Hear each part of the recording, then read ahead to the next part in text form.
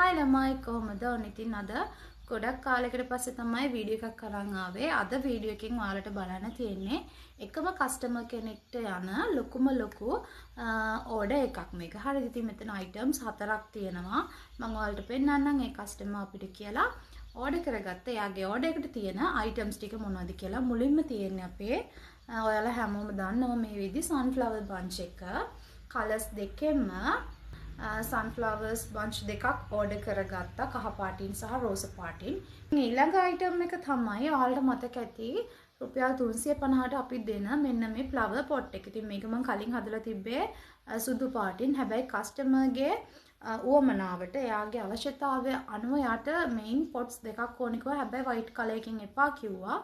එයා මේ පාටින් නම් එයා රික්වෙස්ට් කරා නිල් පාටින් හදලා දෙන්න කියලා. ඊට පස්සේ අනිත් එක එයා මට කිව්වේ ඔයා කැමති කලර් එකක් ඇඩ් කරලා අනිත් flower pot එක හදලා දෙන්න කියලා. ඉතින් මම කස්ටමර් ඉල්ලුව විදියට මේ නිල් පාටින් flower pot එකත් ආයේ මෙන්න මේ light orange color එකෙන් මෙන්න මේ flower pot එකත් මේ ඕඩර් එකට රෙඩි කරා. මම ඔයාලට පෙන්නන්නම්. මොන විදියට තමයි මේ flower pots දෙක අපි හදලා තියෙන්නේ. ඉතින් ඊළඟට තියෙන හතරවෙනි අයිටම් එකත් flower pot එකක්මයි. මේක මම first time තමයි හැදුවේ. කස්ටමර්ගේ රික්වෙස්ට් එකකට අනුව යාට tulip flowers add කරලා තමයි මේ flower pot එක හදලා දෙන්න කිව්වා. ඔයාලට පේන ඇති.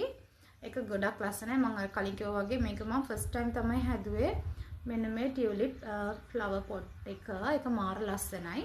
ඉතින් මේ විදිහට වෙනස් orders ලැබෙන කොටත් සතුටුයි. එතකොට මට අලුත් sample orders එකම හදන්න පුළුවන් වෙන නිසා ඉතින් හිතුවටත් වඩා මාර ලස්සනට මට මේ flower pot එක කස්ටමර් හිතුව විදිහටම එයා කිව්ව විදිහටම හදන්න පුළුවන් වුණා කියලා මම හිතනවා.